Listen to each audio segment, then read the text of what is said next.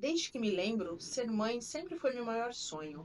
Enquanto minhas irmãs brincavam de construir castelos de areia ou corriam pelo quintal, eu preferia ficar num canto, cuidando das minhas bonecas, inventando nomes para cada uma delas, como se fossem meus próprios filhos. Na minha cabeça, cada uma delas tinha uma personalidade, uma história, e eu era a mãe amorosa e protetora que estava ali para ensinar, corrigir, amar. Não era só uma brincadeira para mim, era uma espécie de preparação para o que eu acreditava ser minha vocação. Enquanto eu crescia, a vontade de ser mãe só aumentava. Lembro que nos almoços de família eu olhava para os filhos das minhas irmãs com uma admiração misturada a um pouco de inveja. Elas se casaram jovens e com a facilidade que sempre imaginei para mim, engravidaram logo nos primeiros anos de casamento. Era uma sequência quase ensaiada: casamento, lua de mel, e logo depois vinham os bebês com suas bochechas rosadas e risadas contagiosas. Eu, no entanto, assistia a tudo à distância, sorrindo e me alegrando por elas, mas com o coração apertado pela vontade que aquela fosse a minha realidade também. Quando escolhi ser professora, todos diziam que eu tinha jeito com crianças, e de fato era algo natural. Entrei na faculdade de pedagogia com a ideia de que, se ainda não podia ser mãe, ao menos poderia estar cercada de crianças. Pensava que talvez aquela sensação de vazio se amenizasse se eu estivesse diariamente em contato com as crianças, com suas gargalhadas espontâneas e suas perguntas curiosas. Ensinar virou uma forma de ser mãe sem ser. Eu cuidava dos meus alunos como se fossem meus filhos. Dedicava horas extras para preparar aulas para que eu pudesse tocar os seus corações. E quando um deles se machucava ou chorava, eu estava lá, pronta para abraçá-los. No entanto, à medida que os anos passavam, essa convivência constante com crianças começou a alimentar ainda mais o desejo de ter meu próprio filho. Não um aluno que eu veria crescer por um ano ou dois e depois partir para outra professora. Eu queria um filho meu, alguém que o chamasse de mãe e que o pudesse ver crescer e desabrochar, ano após ano. O vazio que eu sentia já não era preenchido pelo trabalho, e foi quando conheci Roberto. Roberto entrou na minha vida como um raio de sol e me apaixonei perdidamente. Ele era gentil, divertido e, como eu, sonhava em construir uma família. Casamos poucos meses depois de nos conhecermos e eu tinha certeza de que tudo estava no caminho certo. A felicidade irradiava em mim e eu não tinha dúvida de que logo estaríamos segurando nosso bebê nos braços, vivendo a vida que eu sempre imaginei. Mas a realidade foi bem diferente. Tentamos por meses, depois por anos e nada acontecia. Cada exame negativo era como um golpe, uma ferida que parecia nunca cicatrizar. Eu me perguntava o que estava errado comigo, se era algo que eu havia feito ou se simplesmente não estava destinada a ser mãe. Em silêncio, eu me revoltava e essa revolta se espalhava para o meu casamento. Mesmo sem querer, passei a descontar parte da minha frustração em Roberto, e ele, por sua vez, começou a se distanciar. No começo, pensei que fosse apenas um desgaste natural de qualquer relacionamento, mas aos poucos comecei a perceber mudanças sutis que me deixaram inquieta. Roberto chegava tarde em casa, inventava desculpas para não sair comigo e com o tempo começou a faltar dinheiro.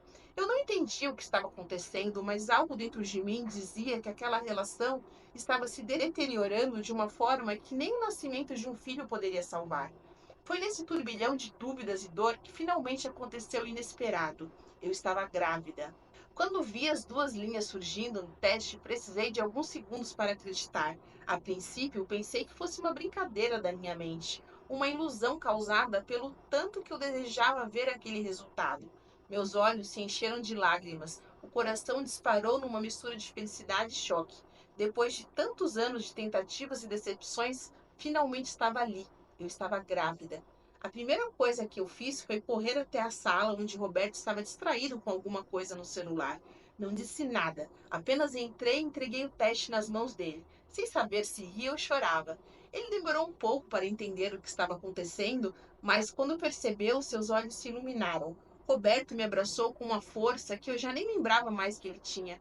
Era como se tudo que havíamos passado, as brigas, a distância, a frieza, desaparecesse naquele instante.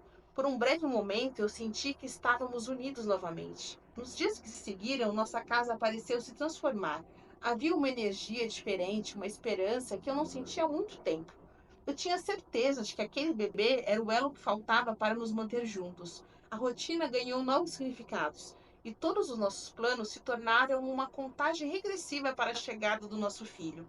Roberto me acompanhava em cada consulta, segurava a minha mão durante os exames e sorria emocionado sempre que ouvíamos o coração do bebê bater. Escolhemos o nome de Vinícius juntos, numa noite de conversas longas sobre o futuro. Imaginávamos cada detalhe, o quartinho que iríamos decorar, as roupinhas que ele usaria, até os primeiros brinquedos. Eu já me via lendo histórias para ele, embalando-o até ele dormir, protegendo-o de tudo que pudesse fazer mal a ele. Roberto também se empolgava, fazendo planos de viagens, sonhando em ensinar o filho a jogar futebol, a andar de bicicleta. Por um tempo, tudo parecia se encaixar, mas à medida que a barriga crescia e o bebê se desenvolvia, comecei a notar uma sutil mudança em Roberto. Ele ainda participava das consultas e conversava comigo sobre o futuro, mas algo parecia diferente. Era como se houvesse uma sombra nascendo entre nós, uma insegurança que ele tentava disfarçar, mas que eu percebia no silêncio e nas noites em que ele ficava acordado olhando para o teto. Perguntei algumas vezes o que ele tinha, se estava tudo bem, e ele sempre respondia com um sorriso, dizendo que era apenas cansaço. Eu tentava acreditar, queria muito acreditar que ele estava sendo sincero, mas lá no fundo uma parte de mim sentia que havia algo mais. Comecei a me perguntar se o problema estava em mim, se talvez eu fosse incapaz de entender o que estava passando, mas estava tão feliz com a gravidez que ignorei essa sensação. A ideia de ter nosso filho nos braços me fez esquecer, ainda que momentaneamente, qualquer suspeita. Então finalmente chegou o grande dia. Vinícius nasceu saudável, com aquele choro forte, cheio de vida que ecoou por todo o hospital. Ao vê-lo pela primeira vez, senti um amor que nunca tinha sentido antes. Era como se tudo em mim tivesse sido feito para protegê-lo, para cuidar dele, para ser a mãe que ele precisava. Roberto também parecia emocionado, e eu vi segurar Vinícius com lágrimas nos olhos. Aquele momento tão perfeito me deu a certeza de que havíamos superado tudo, que nosso casamento e nossa família agora estavam completos. Nos primeiros meses, nos dedicamos inteiramente a Vinícius. As noites sem dormir, as fraldas trocadas, as mamadas e os choros me deixavam exausta, mas feliz. Cada sorriso que ele dava, cada novo som, cada descoberta, era um presente que eu não trocaria por nada. Roberto também se mostrava presente, participava de cada pequena conquista do nosso filho, e tudo pareceu se alinhar. No entanto, como se fosse uma repetição cruel de antes, Roberto começou a se distanciar novamente. Ele ficava mais tempo fora de casa, voltava mais tarde, e aquela sombra que eu havia percebido na gravidez voltou a crescer. Mas dessa vez a situação era diferente. Eu não estava mais disposta a ignorar os sinais. Não quando se tratava da nossa família, do futuro de Vinícius. Comecei a investigar, a perguntar, a observar mais de perto. Foi assim que descobri a traição. Não foi fácil descobrir a verdade. Uma parte de mim queria se agarrar à esperança de que as mudanças em Roberto fossem apenas uma fase, que talvez ele estivesse apenas sobrecarregado com o trabalho ou assustado com as responsabilidades de ser pai. Mas a verdade, como sempre, é persistente e silenciosa, e ela se revelou a mim sem piedade. Um dia, ao arrumar a casa, encontrei um recibo de um jantar que não era nosso, um restaurante que não frequentávamos. A data coincidia com uma noite que ele me dissera que ficaria até mais tarde no trabalho. Meu coração parou ao ver aquele papel, mas eu não quis me precipitar. Poderia ser apenas um mal-entendido, eu pensei tentando me convencer. Mas depois daquele dia, eu comecei a notar outros sinais. Telefonemas estranhos, mensagens que ele tentava esconder, desculpas que não faziam sentido. Decidi confrontá-lo numa noite que Vinícius já estava dormindo. Tentei manter a calma, mas minha voz tremia e minhas mãos suavam enquanto esperava pela resposta dele. Roberto inicialmente tentou desviar, dizer que eu estava imaginando coisas, mas depois de algumas perguntas diretas, ele não teve mais como negar. A confissão dele foi como um golpe, uma dor que senti em cada parte do meu corpo, como se tivesse sido traída não apenas como esposa, mas como mulher, como mãe, como pessoa.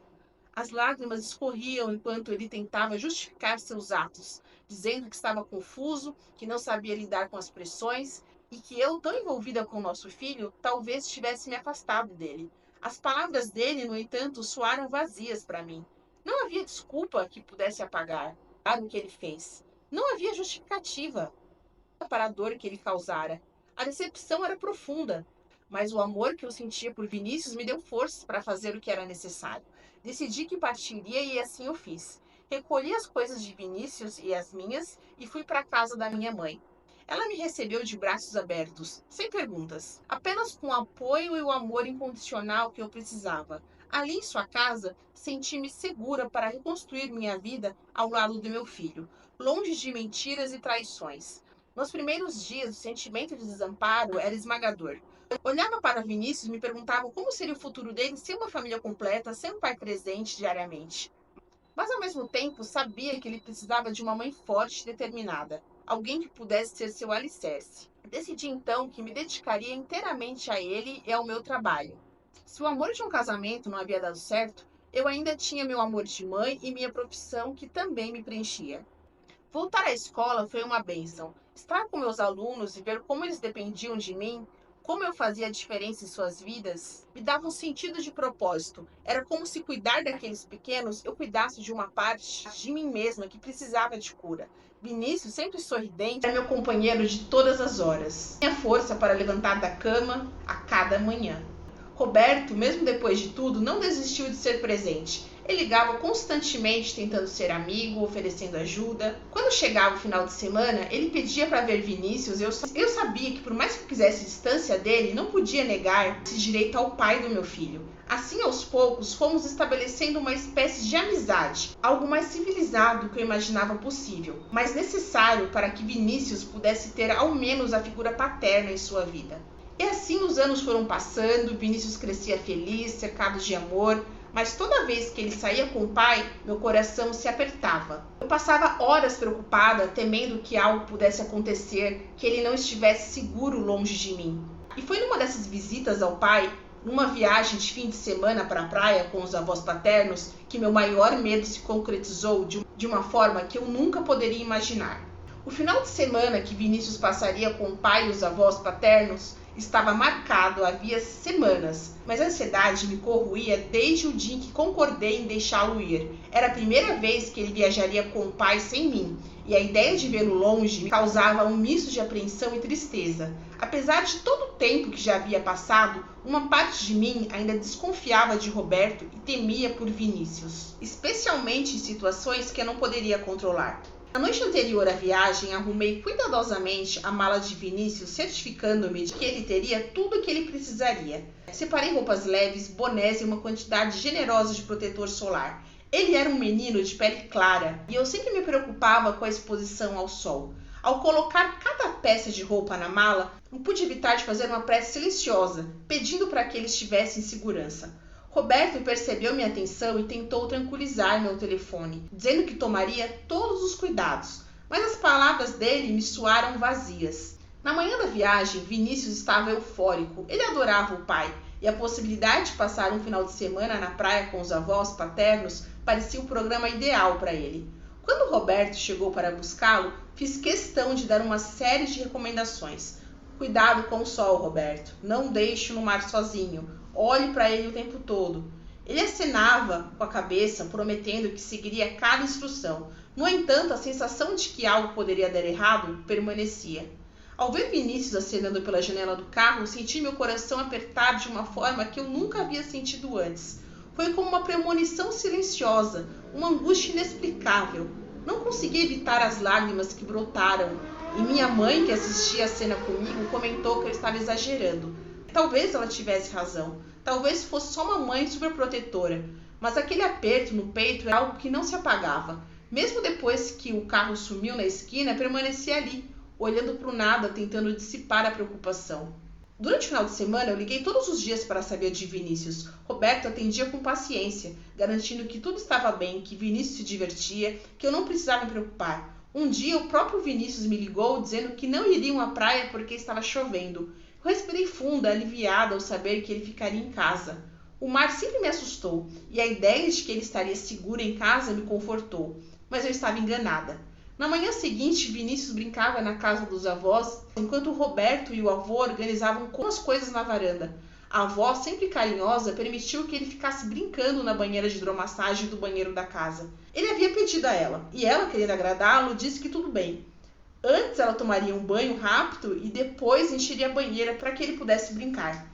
Quando terminou o banho, ela encheu a banheira para Vinícius e começou a secar o cabelo ali mesmo, no banheiro. Vinícius, encantado com a água, brincava alegremente enquanto a avó observava.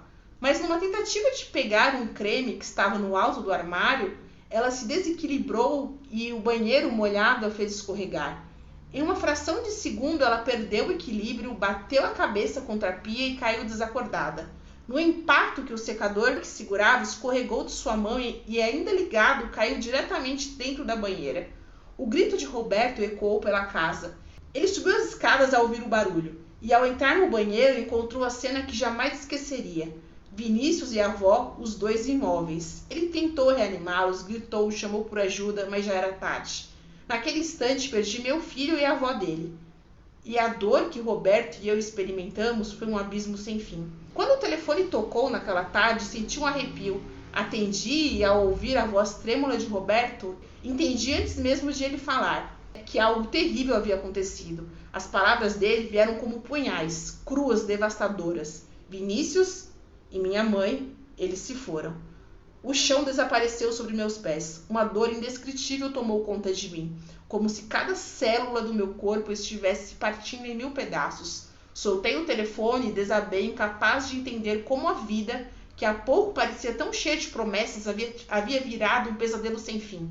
Os dias que seguiram foram envoltos em uma névoa de desespero. Minha mãe tentou cuidar de mim, mas nada conseguia acalmar o vazio que eu sentia. Vinícius, meu pequeno Vinícius, aquele que eu esperei com tanta ansiedade, aquele que trouxe tanta alegria à minha vida, não estava mais ali. Lembranças invadiam minha mente, me transportando para momentos em que ele sorria, brincava, me abraçava. Era impossível aceitar que eu nunca mais o ouviria chamando mamãe. Roberto estava desolado. Ele, que também perdera a mãe, agora me visitava quase todos os dias, tentando apoiar-me como podia, mesmo com a própria dor o consumindo. Nos primeiros encontros mal conseguimos falar. A presença um do outro servia como uma lembrança dolorosa do que havíamos perdido, mas de alguma forma também nos trazia um mínimo de consolo. Na companhia de Roberto, eu não precisava fingir, não precisava ser forte. Poder chorar ao lado dele me ajudava a respirar, a liberar a tristeza que me sufocava. Com o tempo, nossas conversas se tornaram mais profundas. Falávamos sobre Vinícius, sobre as pequenas coisas que ele fazia, sobre como ele iluminava nossas vidas. Esses momentos compartilhados de lembranças e saudades eram dolorosos, mas trouxeram um laço novo entre nós. Aos poucos, fomos descobrindo um tipo de conforto na presença um do outro. Nossa dor, por mais solitária que fosse, encontrava eco no outro, e essa conexão nos aproximou de uma maneira que eu nunca poderia ter previsto. Passaram-se meses e a dor, apesar de ainda presente, começou a amainar. Roberto e eu continuamos nos encontrando e nossa amizade se transformou em um vínculo de cumplicidade que não precisávamos rotular. Era como se fôssemos os únicos capazes de entender a profundidade da perda, como se o luto que carregávamos nos unisse de uma forma inquebrantável. Aos poucos comecei a perceber que ele estava se tornando novamente uma presença constante e essencial na minha vida. Numa noite fria de inverno, depois de uma longa conversa sobre Vinícius e tudo que vivemos, Roberto segurou minha mão e naquele toque senti uma mistura de dor e de conforto. Pela primeira vez desde a tragédia, me permiti pensar na possibilidade de termos um futuro juntos. Talvez ainda existisse esperança, talvez ainda houvesse a chance de curarmos as feridas que carregávamos e reconstruirmos algo por mais diferente que fosse. O tempo passou e Roberto e eu, sem precisar dizer em palavras, reatamos. Era como se a mágoa do passado tivesse dissipado em meia dor que compartilhávamos, substituídas por algo mais profundo e maduro. Apesar de toda a tristeza que carregávamos, a presença um do outro tornava os dias menos sombrios. Nossa rotina começou a incluir jantares, caminhadas, longas conversas. Aos poucos estávamos reconstruindo uma vida juntos, mas dessa vez de uma maneira que não precisasse de promessas ou expectativas. Em um desses momentos de paz, quando estávamos sentados na varanda observando o céu estrelado, Roberto, com a voz baixa e hesitante, mencionou a possibilidade de termos outro filho. O coração acelerou ao ouvir aquelas palavras, e uma série de sentimentos conflitantes invadiu minha mente. A ideia de ser mãe novamente, de ter outra chance de experimentar a alegria que Vinícius havia trazido à minha vida, era tentadora, mas ao mesmo tempo um medo visceral me paralisava. E se algo desse errado? E se a vida que já havia me tirado tanto resolvesse agir de novo de forma implacável? Olhei para Roberto, tentando encontrar respostas na expressão dele. Vi ali o mesmo misto de esperança e receio que me dominava. Percebi que ele também desejava preencher o vazio, mas que, assim como eu, estava tomado pelo medo. Conversamos longamente naquela noite, abrindo nossos corações sobre o que significaria tentar outra vez, sobre a dor que ainda carregávamos, sobre as inseguranças e o amor que ainda existia. Era assustador, mas ali, naqueles momentos de troca sincera, começamos a acreditar que talvez pudéssemos ser felizes novamente, que talvez fosse possível transformar nossa dor em uma nova forma de amor. Nos dias que se seguiram, a ideia foi tomando forma em nossas mentes. Começamos a planejar como seria a nossa vida com o outro filho, como poderíamos cuidar dele, proteger, garantir que ele ou ela estivesse seguro. Entretanto, cada vez que me via animada com a ideia, o medo me puxava de volta à realidade. Era uma batalha constante entre a vontade de seguir em frente e o pavor de reviver uma perda. Uma noite, depois de outra conversa cheia de dúvidas e esperanças, Roberto sugeriu que não tomássemos uma decisão definitiva, mas que apenas deixássemos a possibilidade em aberto, sem pressões. Concordei, sentindo um alívio por não precisar tomar uma decisão imediata. Aceitamos que talvez o tempo e o coração nos guiassem na decisão certa. Por enquanto, o nosso reencontro e a nossa reconexão que estávamos construindo já eram bastante. Assim, nossa vida seguiu com essa promessa silenciosa. Éramos um casal marcado pela dor, mas também pela resiliência. Aos poucos, percebi que, mesmo sem uma resposta definitiva, estávamos dando o primeiro passo para a cura. Sabíamos que, de alguma forma, tínhamos nos encontrado novamente. Não como um substituto para o que perdemos, mas como um novo capítulo que nos permitiria carregar o amor por Vinícius no coração, enquanto aprendíamos a amar de novo. Os anos passaram e a dor, embora ainda viva em nossa memória, foi se transformando em uma saudade menos dilacerante e em lembranças ternas. Na casa onde reconstruímos nossa vida, cada canto guardava uma memória de nosso filho, e aprendemos a colher essas lembranças sem tristeza amarga, mas com uma ternura que floresceu lentamente dentro de nós. Houve dias em que sentia vontade de ser mãe novamente pulsar mais forte, mas aprendi a ouvir meu coração com paciência. Sabia que, independente de nossas escolhas, o amor que sentíamos um pelo outro e pelo Vinícius já nos bastava para preencher o que antes parecia ser um vazio insuportável. Roberto sentiu o mesmo, e essa cumplicidade se tornou nosso ponto de apoio. Assim continuamos nossa jornada juntos. Embora o medo e a saudade ainda estivessem conosco, eles eram agora como companheiros silenciosos, com os quais aprendemos a conviver. Na serenidade de cada manhã, nas conversas e nos abraços, fomos encontrando paz. Nosso lar se tornou um espaço de amor, respeito e memória, onde Vinícius viveria para sempre em nossos corações, e onde, talvez um dia, se nosso destino assim decidisse, poderíamos abrigar outra criança. Mas se isso não acontecesse, já sabíamos que nossa vida, reconstruída sobre os alicerces da dor e da esperança, continuaria plena e completa. E assim, com cada pôr do sol e cada novo dia, seguimos em frente. E essa foi a nossa história. Oiê, pessoal, tudo bem? Meu Deus, que história triste. Meus pêsames, que Deus console o coração de vocês. Aproveitando a oportunidade, todo cuidado com criança é pouco. E por favor, nada de deixar aparelhos ligados perto de torneiras ou qualquer outra coisa que tenha água perto. A água e energia elétrica não combina, jamais. É perigosíssimo. Então por hoje eu fico por aqui. Dê um joinha para ajudar aí no fortalecimento do canal. E se você não for inscrito, por favor, se inscreva. Beijo, beijo. Tchau, tchau.